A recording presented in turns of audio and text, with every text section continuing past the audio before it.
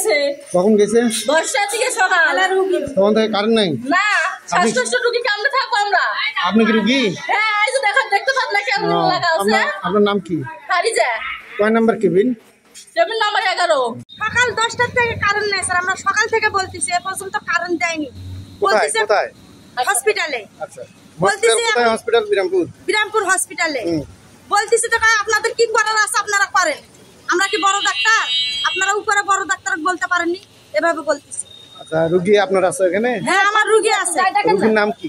Sanowara Begum. Bed number কত? 12। ওখানে current নেই কখন থেকে? 10টা থেকে। একটা রোগী না ভাই, বলতে গেলে তারা কি বলে? তারা বলতেছে আপনাদের কি করার আছে আপনারা বলেন, আমরা কি করব? কতগুলা রোগী আছে ওখানে? মেলাগুলা স্যার। আপনার নাম? আয়েশা সিদ্দিকা। স্বামীর নাম? ইকবাল হোসেন। গ্রাম? সন্দলপুর।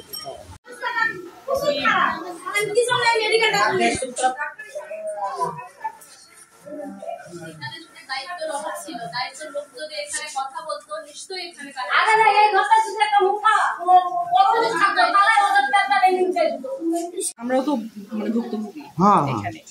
আমিও ফোন করছি, ফোন করে বলছি যে ব্যবস্থা করেন, কি করা যায়, রোগীরা আছে। তো উনি বলছে আমরা দেখতেছি। তারপরে এখন পর্যন্ত দেখতেই আছে। আপনার কর্তৃপক্ষকে ফোন দিয়েছেন? আমার কর্তৃপক্ষ আমি তো জানাইছি, আমার উপরে মানে আমার উপরে যে আছে আমি তো তাকে জানাইছি।